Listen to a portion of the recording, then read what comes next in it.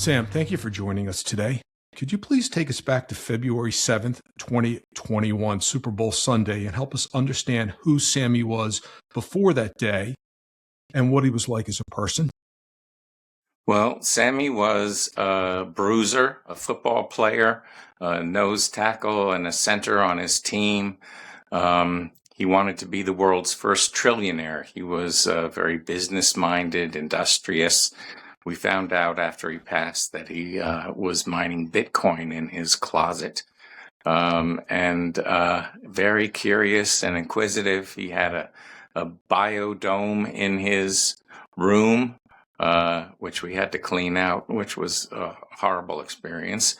Yeah. And he, like many children his age, was stuck during the pandemic online for most of the day. Most of the school day was spent online, and during the breaks, the kids would all move together online and eat their lunch on the computer table and have fun together and get in trouble together. And so most of the kids, over 70% of U.S. kids, are on a platform called Snapchat. And he was on Snapchat when a dealer reached out to him and offered him something free off of a colorful drug menu. And he did that in an attempt to get Sammy addicted to something, and then have him as a customer for life. So at the bottom of this drug menu, it said, "Mr. Dan 248, I deliver." And he delivered a lethal dose of a counterfeit drug to our home after we were asleep, like a pizza. And it contained a lethal dose of fentanyl. And Sammy did not have to leave his front yard to get the dose that killed him. His brother found him on Super Bowl Sunday, February 7th, 5 years ago, on the floor, dead. Screamed for us. My wife and I came running into the room. I started chest compressions. She dialed 911. And we kept going until the firemen showed up, and then the EMTs. And they worked on Sammy for 45 minutes, and it failed. He was dead. The police showed up, the coroner showed up, and we reached out to Sammy's best friend because we didn't know what had happened. We just found our son dead on the floor. And we asked him if he knew anything. And he told us that he had a screen grab from the drug menu that Sammy had been sent on Snapchat. And so we showed it to the police and said, "Hey, let's reach out to Snap Inc. and find out what's on this drug dealer's profile. Maybe there's some information that will help an investigation." And they said they would not bother because Snapchat doesn't help with these cases and doesn't even return their calls anymore. Mind you, we were in Santa Monica. Snap Inc. is located, their headquarters in Santa Monica. And this was the Santa Monica police who said that their own resident company doesn't help their own police force. So we were definitely disappointed and went on my wife's Instagram to warn our community because the drug dealer was using the quick ad feature to network inside our son's school. And that feature allows anyone who is connected to a child to link up with that person. So they can go from one student to the next until they've got everyone who has the quick ad feature turned on. There's also the Snap Maps feature, which allows a drug dealer to see where your child is on the planet and vice versa. Perhaps the most dangerous of all of the features of Snapchat is the Snap Maps feature. Ironically, Instagram came out with a teen account not too long ago that they've been heavily advertising as safer. And within a month of bringing it out, they added a Maps feature just like Snapchat had, and made it incredibly dangerous. So what we have learned along the way is that every one of the fixes that these platforms do or make are really PR stunts. Most of them have to do with how the platform is initially delivered to a child, and our children are digital natives, and we are not. And any 12-year-old can change the setting and reverse whatever they sent. I remember before a Senate hearing we were at, Snapchat came out and said that they wouldn't allow anyone to connect with someone under 16 if they were over 16, unless they were already connected to each other. So what that meant was basically the drug dealer had to push one extra button to connect, and then they could message each other. And so everything they do to try and manipulate the public or the legislators into thinking they're safer. But none of it really helps, as evidenced by the mounting deaths and harm that's being caused by social media and gaming platforms. Don't forget the gaming platforms. They are a place where horrible people can groom your child very easily. They may play with them on a gaming platform for 2 months. They're using avatars, not pictures. So your child thinks this is one of their best friends. I've been with this person every night. I know everything about them. This is my buddy. And then they make the mistake of meeting them in person, and it turns out to be a 40-year-old pedophile and not another child. So all of my warnings and issues pertain to social media and to gaming platforms. So the police said that they would come back in 3 months after the toxicology screen came back. It was during COVID, so everything was backed up. People were hiding, and there weren't enough people in the toxicology lab to turn things around quickly. Since my wife is an Oprah person, she went on Instagram and the media picked it up.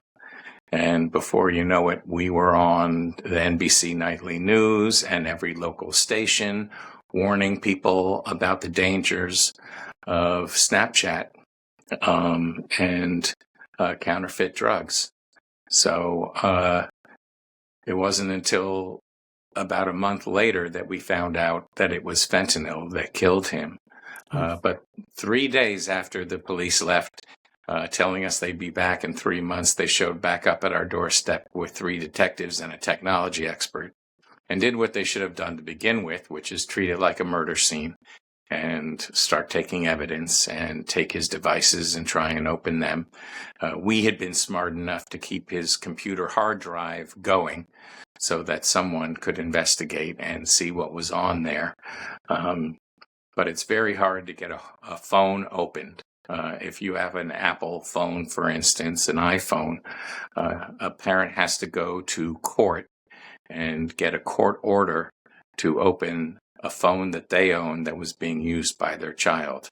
So they don't make it easy on us, and then Apple doesn't reply quickly either.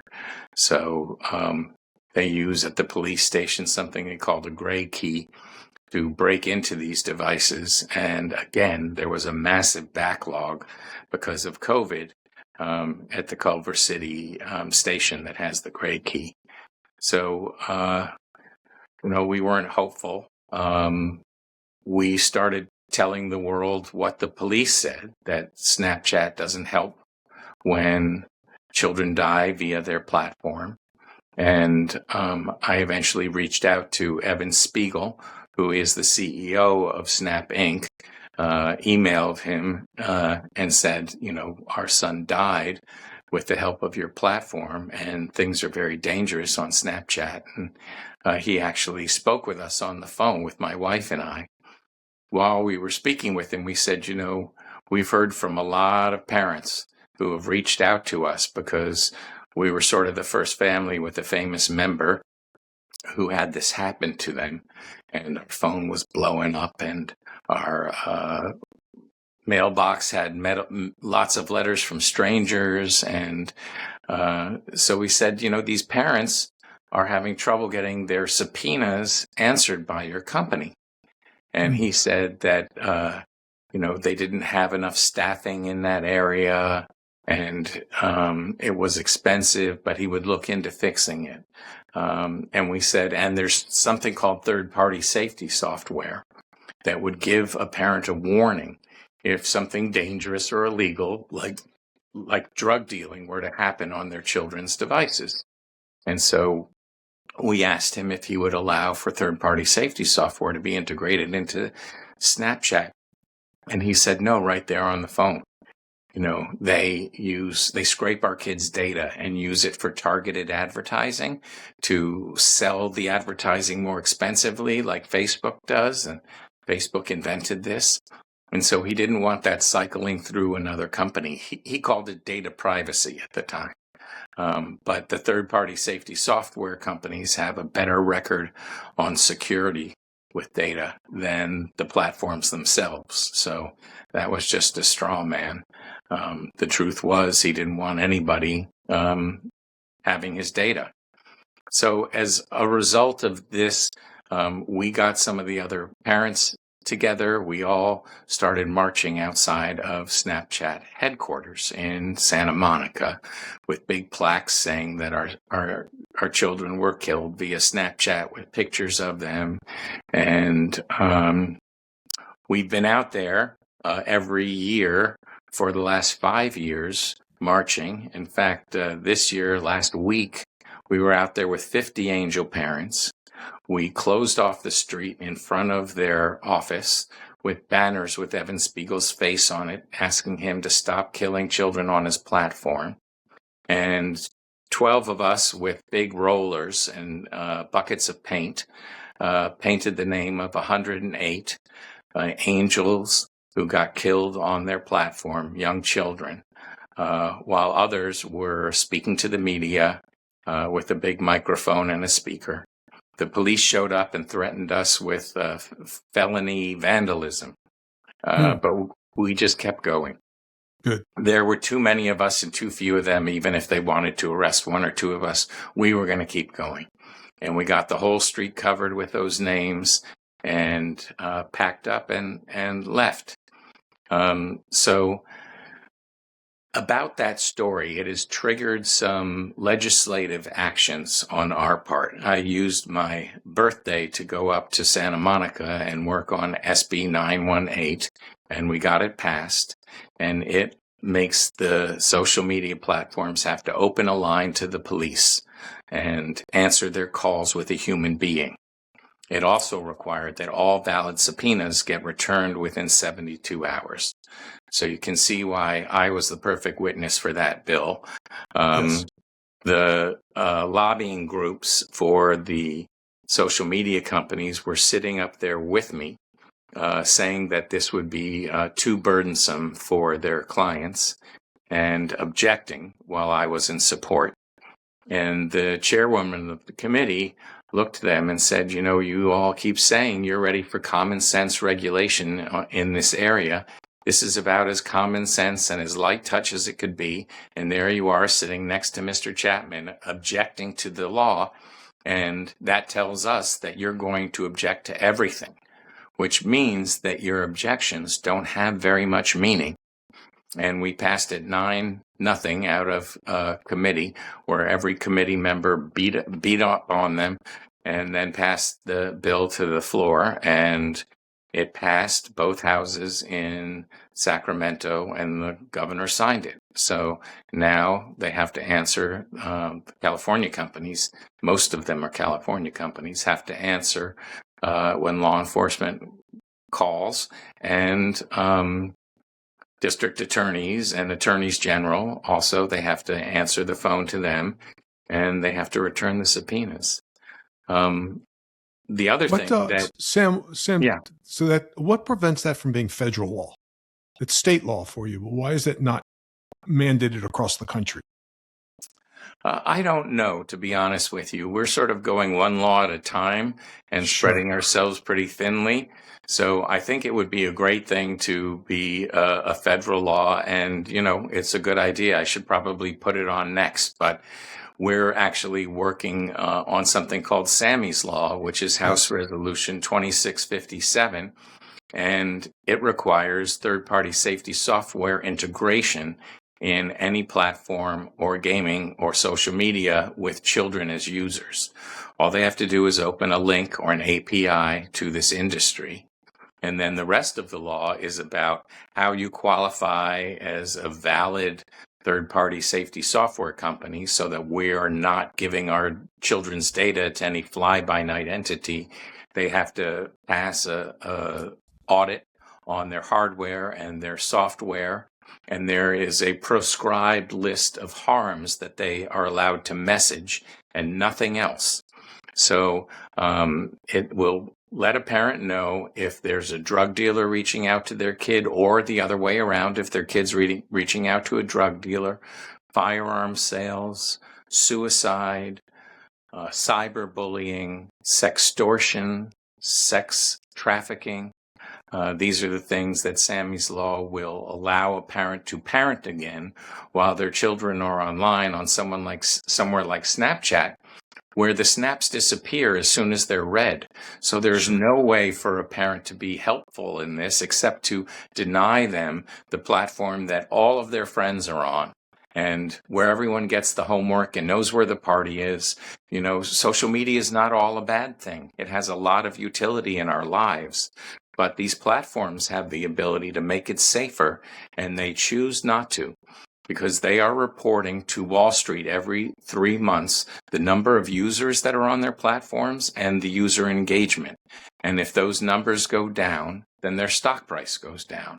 So they care more about the number of users than the health of their users. And yes, they don't even want the sextortionists or the drug dealers to go off of their platforms, which is why Sammy's Law only pertains to accounts for minors. So we don't want to crater the stock market, which is what would happen if they lost so many users at once. These companies are a huge percentage of our stock market, right? But this is a private market solution that would have parents be able to download an app if they chose. And so not all of the parents would do it. Ones who had a problem child, ones who were savvy about technology.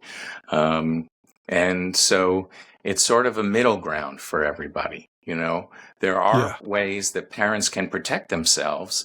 There's spyware, like Canopy, which you can get at canopy.com. And that lets you control their entire online existence and gives you full visibility into what's happening in those devices. But the powers that be in Congress would never let a spyware law go through. So we are walking the middle ground with third-party safety software. Companies like Bark, Bright Canary are available to parents. You can go to bark.us and look this up. They're perhaps the largest one. They have a safe phone as well as third-party safety software for kids, and a safe watch as well. So there are tools that are available to parents to make things safer, and I certainly recommend using those tools. Having said that, the platforms with our children right now do not allow for third-party safety software integration, in spite of the fact that the FBI says on platforms that do allow it, it has stopped 17 school shootings. Just think of that, how cynical it is that they won't allow a tool like that to protect their users. So TikTok, Snapchat, Facebook, Instagram, and Discord, the gaming platform, do not allow for third-party safety software integration, which is why we need Sammy's Law. And we need a law because if just one platform cleans up, then they'll give competitive advantage to the other platforms and the kids will just move. So we have to paint with one brush all the way across the industry and make it safe for kids and let parents protect again online. I'm confused, and help me understand a couple things, if I may. The government has prohibition laws. There's age, appropriate drinking age and not a drinking age. There are blue laws in some states as well, all to make the community healthier. No one's coming in telling an adult where they can or can't drink or how they can or can't consume, provided they're not driving a vehicle or endangering the public. So recognizing that and recognizing this broader fentanyl crisis that's well documented. Many administrations have been tackling these issues. I don't understand what the hesitation is either from an organization like Snapchat or their competitors. And I do understand clicks means dollars as such, but if we could just hold on that profit play for just a moment, and on the social cause, making communities, making schools, making our children safer, which all of us were children at one point, a child at one point in time, or live in a community with them. And time may be our most valued commodity, but our children is our next generation. I would think that would be mission critical. I don't understand the struggle in getting this processed. And as a follow-up to that, has anyone approached the phone carriers, a Verizon, an AT&T, a Sprint, a Nextel, a Mobile, a Boost, to say, look, this third-party software is not spyware, but we need it preloaded. The family can then choose to remove it, but it needs to come preloaded, no different than a weapon. It comes with certain laws and restrictions before you can have a license to own a firearm. Yeah. So the phone companies allow it. It's the platforms that don't. So the phone companies cannot permit access to the social media platforms. That requires a special link called an API. And the reason this isn't happening they're twofold. The two biggest reasons are the First Amendment, which we consider primary law in our society. And so a lot of the child online safety laws are a violation of the First Amendment, the ones that are going through Congress right now. And so the Kids Online Safety Act, for instance, requires a duty of care by these platforms and would be a wonderful bill to pass. The platforms put $50 million into fighting it in the last Congress, and we parents have no money to put behind this. Google has one lobbyist for every 8 Congress people, and we have none. So it's hard to fight it. The other thing is that a lot of lawmakers, especially on the left, are concerned about the LGBTQ plus community, and that laws like the Kids Online Safety Act may be used by a more conservative administration to limit the access to the online content that community wants and needs. And then with things like Sammy's Law, there's a concern that some of these messages, warnings to parents, if you will, might out a child's sexual preference. Having said that, that has not happened yet with any of the third-party safety software companies. And under Sammy's Law, it's not a permitted message that they're allowed to give to parents. They're not allowed to give birth control messages or abortion. It's only those listed harms that I mentioned. And so those are the big reasons. I don't agree with them. I mean, I think that we make laws around pornography that arguably violate the First Amendment to protect children. And we need to, when children are dying, and fentanyl is the leading cause of death for adults 18-45, and the number 2 cause of death for children, we need to do something that may violate the First Amendment. Fortunately, Sammy's Law does not violate the First Amendment because we're just replicating a message. We're not editing it. We're not telling them they can't send it. They get to keep selling drugs and letting the criminals on their platforms. It will just allow parents to have a message that they see from their device that they already own, unedited, so no First Amendment issue. And so we're hopeful that we'll get it passed in this Congress. All of your viewers and listeners can reach out to their senators and their two senators and their congressperson and let them know that they support Sammy's Law. And that would be a big help because they only care about campaign contributions and messages from their own constituents.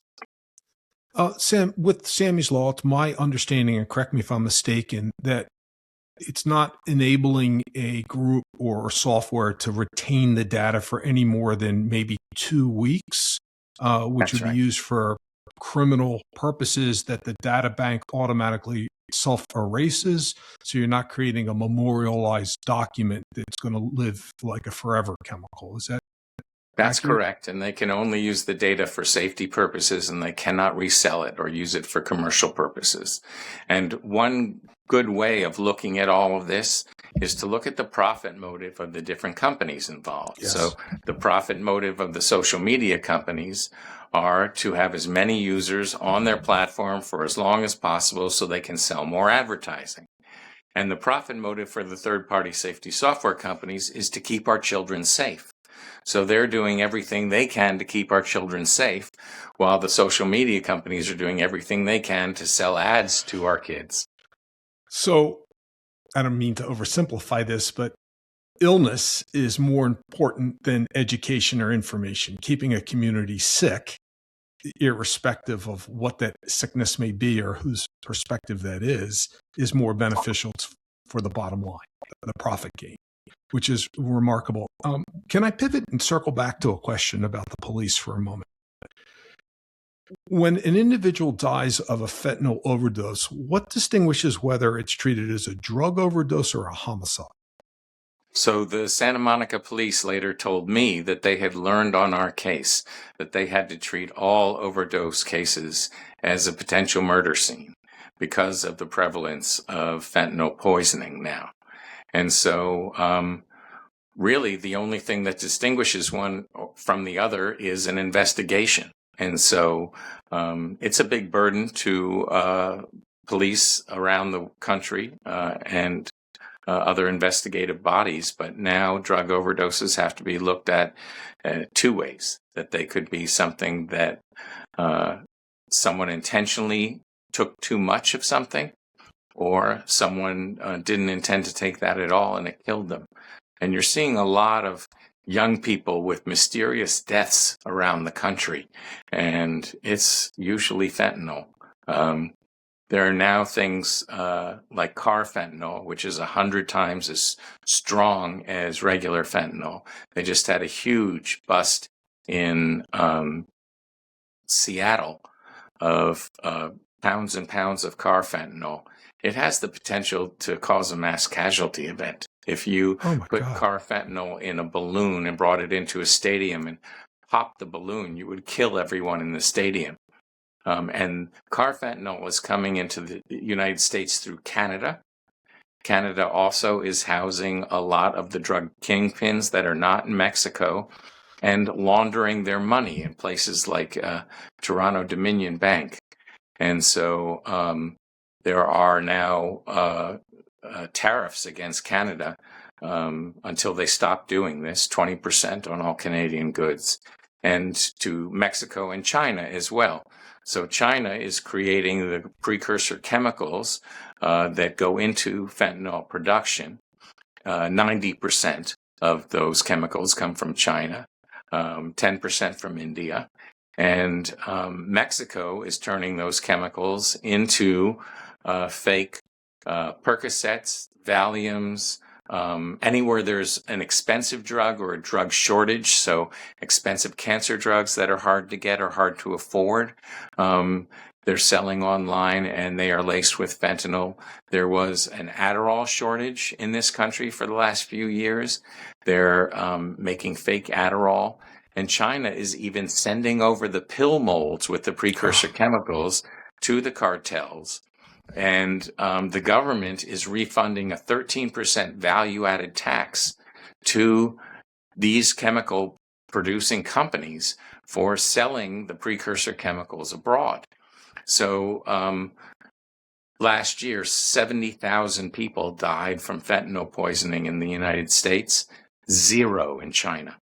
So this is an undeclared war on the United States from China and from the Mexican cartels. PSYOPs, poison the culture, poison the community. You win a psychological war. I understand. They're taking down all of the military-aged young men. This is the leading cause of death for adults 18 to 45. And that's so, right. You know, when you put 2 and 2 together, you can see how effective it is. So we have a pandemic like COVID and there are mandates on everything from vaccinations to social distancing. We have a pandemic that's not accelerating quite at the rate through the social media and awareness that COVID did, but is having the same consequence to a different population. Very similar to what HIV did to a community back in its time. And yet it's still an uphill battle for you to get the consensus and the legislation that's required to start correcting the problem, which is such an unfortunate situation. We're very fortunate to have you and your wife and the other families that are standing up and saying, I'm not going to take this one on the chin for my family, but I've got to correct an injustice. Which brings me to your not-for-profit. But before we speak to that, I'm keen to learn a little bit more about the Anderson case in Pennsylvania and how that may or may not play into the work that you're doing to get Sammy's law and similar legislation pushed through. Right. Well, the Anderson case in the 3rd District in Pennsylvania, federal court, ruled that the algorithms and the artificial intelligence that drives the algorithms on social media are not human speech, and therefore not protected by the First Amendment. It will no doubt be appealed to the Supreme Court, and the Supreme Court will have an opportunity to fix this problem and to open up legislative and judicial solutions to the fentanyl crisis and all of the other online harms. So a real need to control the platform, and the platform's currently being evaluated on legislation that was made long before the platform expanded or the algorithms increased at the rate which they're doing. So it's almost antiquated laws governing today. That's right. These companies are protected by something called Section 230C of the Communications Decency Act, which was enacted in 1996 and treats the platforms like you would a blackboard, where you can't blame a blackboard for what someone else writes on it. And back in 1996, that's what the internet was, very similar to a blackboard. And it made sense that you would not blame the internet for what someone was typing. Right. But now with social media, we have algorithms, we have artificial intelligence. And so it's really a product design issue. And we have taken that theory to try and get over Section 230C by prosecuting a lawsuit with 65 families who all lost a child to fentanyl poisoning via Snapchat. And we are suing a civil case, product liability case, faulty design, failure to warn, negligence in addicting the children to the platforms, and any harm that comes from it. And our case has actually survived Snap Inc.'s effort to dismiss, the first motion to dismiss. They were allowed to appeal that to a higher court. It took a year for them to decide, but we won that motion as well. And we are now in the discovery phase of our trial. It's really a landmark civil rights trial for the right to life for children. There's also another case going on in the same California Superior Court just down the hall from us. Over 1,000 people who are suing 4 platforms for addicting their children and causing depression and suicide. So it's only an addiction case. It's not, the harm wasn't necessarily death in those cases. And that case is actually in trial today.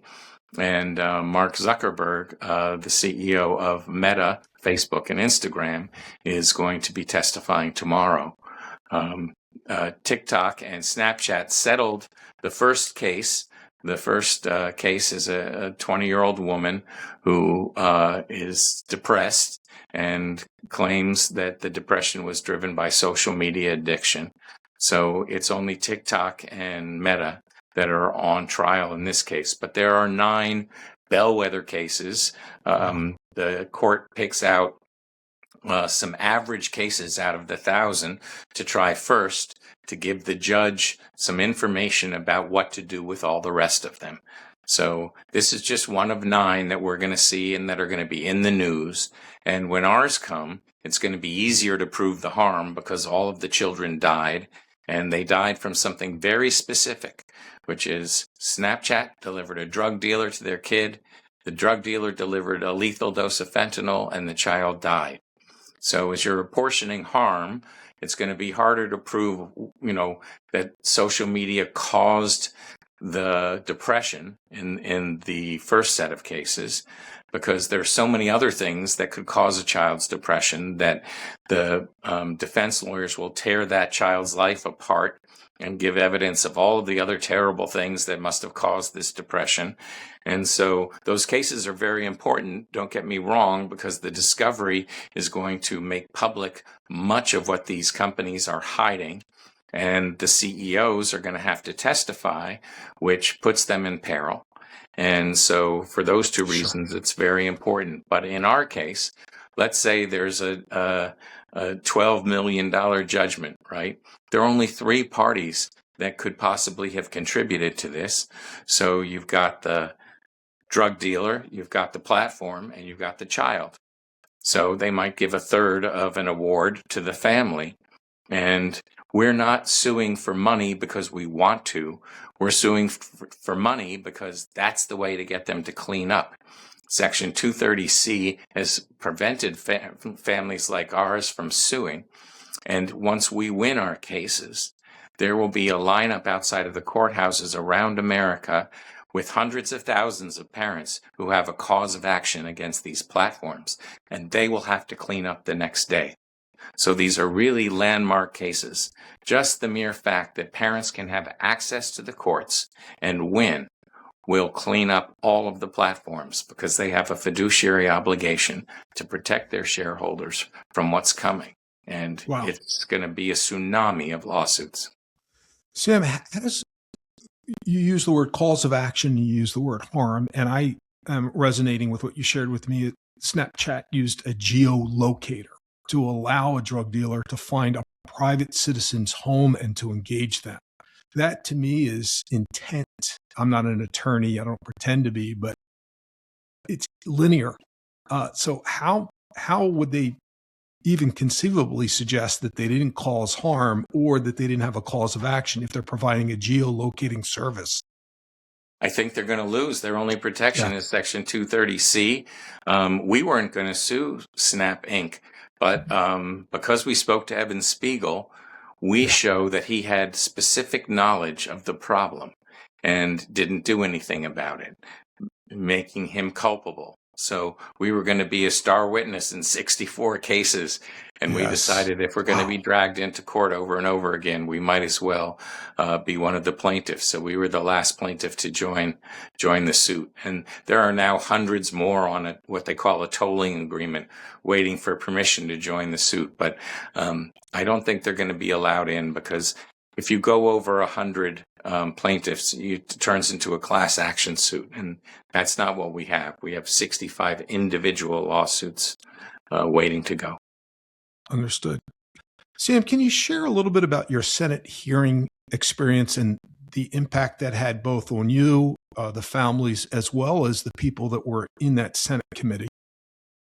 Yeah, so 2 years ago, this past week, the 5 CEOs of the social media platforms were called into a Senate hearing to talk about online harms to children. And 75 of us angel parents, that's what we call a parent who lost a child, showed up in the audience with pictures of our angels in our hands. We were holding them up when the sergeant at arms came and told us to put them into our laps, and that we weren't allowed to do this. And after a little while, the Senate aides started coming out onto the dais, and I put Sammy's picture up, thinking they can just throw me out, but it's not going to look good if they do.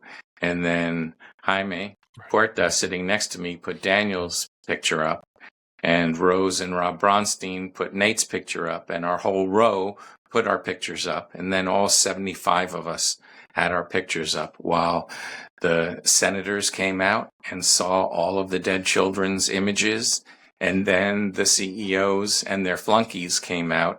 It was like a funeral in there. You could hear a pin drop as those people looked at all the harm. And then the sergeant at arms came and told us to put them down because Senator Durbin was going to gavel the hearing to order. And about halfway through, Senator Josh Hawley was berating Mark Zuckerberg and asking him if he should be personally responsible for what happened. He's a billionaire. Shouldn't he be paying these families for the harm that was caused? Has he even bothered to apologize to him and made him stand up and apologize to us in front of everybody? And he offered a mealy-mouth apology, saying that he was sorry for what we had to go through, not for what he did, and that they were leading an industry-leading effort to make sure other parents didn't have to go through this again. Now, 2 years later, the fact that he did somewhat apologize is almost an admission of guilt in this trial that's going on in Los Angeles. And that Senate hearing can be used as evidence against him to render a verdict in favor of the plaintiffs. So it turns out to have been a very important moment, even though it was unfulfilling for us that day. Yes. But it was a very important hearing, and I appreciate Senator Hawley for putting him on the spot. Remarkable. The hypocrisy is remarkable as well, not from the senator, but from the behavior of these leaders that are supposed to be doing that, leading innovation, leading creativity, leading a better tomorrow, leaving it better than they found it. So, Miles, they don't even let their own children on their platforms. Evan Spiegel's children are not allowed to use the internet. The whole thing is something that they do knowingly in the name of profit, in the name of having enough staff on their yachts. It's disgusting. It's capitalism at its worst. That speaks volumes. That statement just speaks volumes. Let that sit in for a moment. Yeah, while our children die, their children are safe, fat, and happy. And protected from the ill that they are populating. Sam, this grief is overwhelming. I found you on LinkedIn. I don't emote regularly. You posted an article, and I was devastated. I couldn't continue my evening, and I'm grateful that you accepted my solicitation as you've educated me and hopefully our broader audience. I know that this grief is everlasting.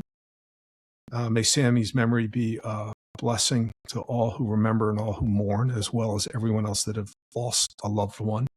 Thank you. Recognize, yes, I mean that sincerely.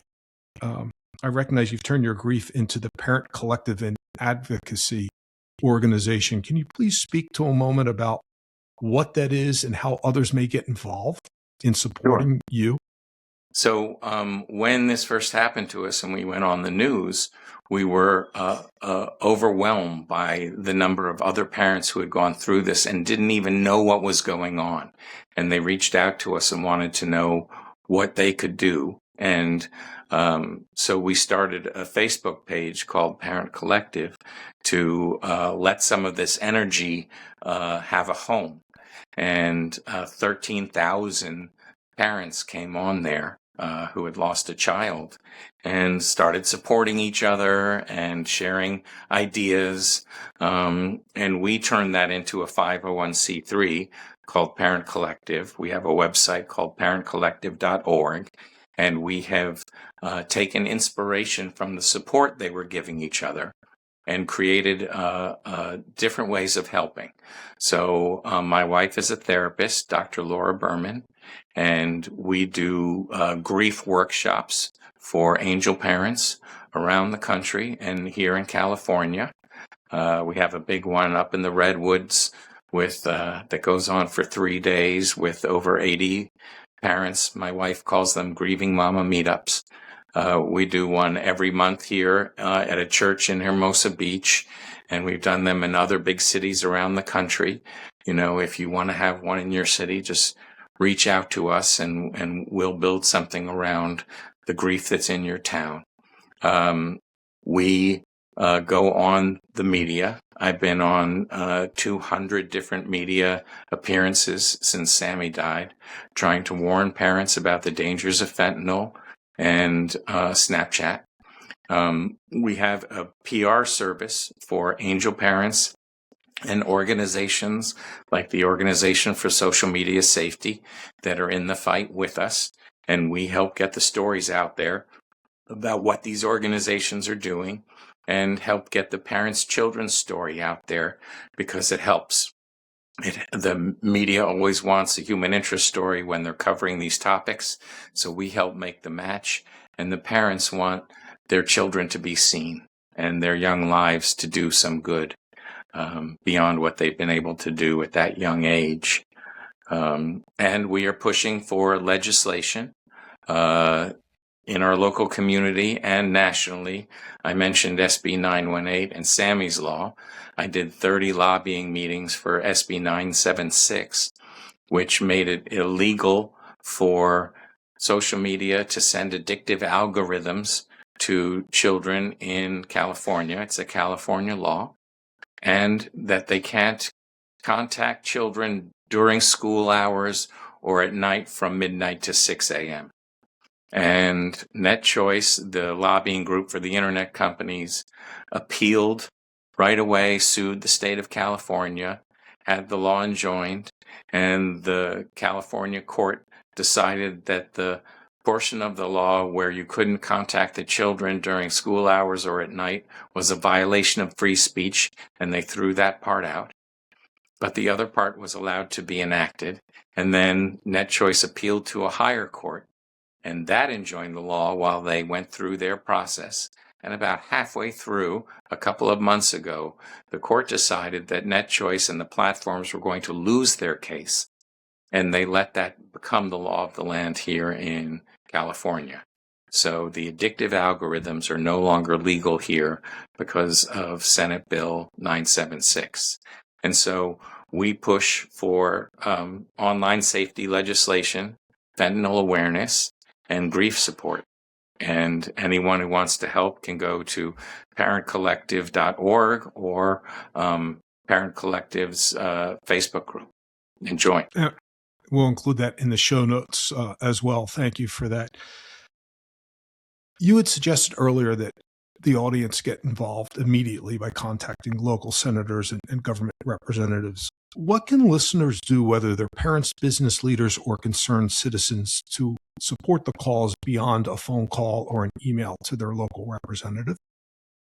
They can ask for a meeting, which is also something that they're entitled to. All of the representatives have local offices and offices in Washington, D.C. Also on our site, we announce all of the social actions that we take. So there are social media victims remembrance days that happen in Washington, D.C., in New York City. There are walks that happen around the country, and they can start their own activism. They can push for social media safety laws in their home state.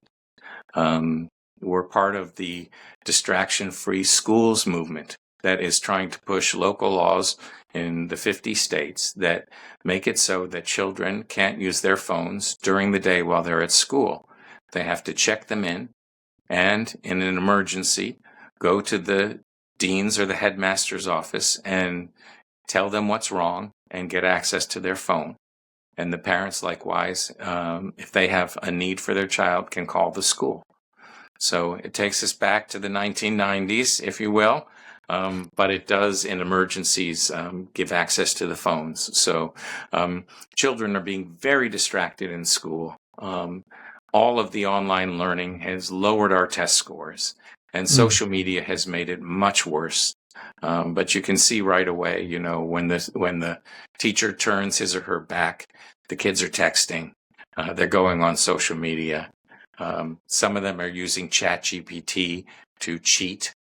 And, you know, that's one of the online harms that's happening.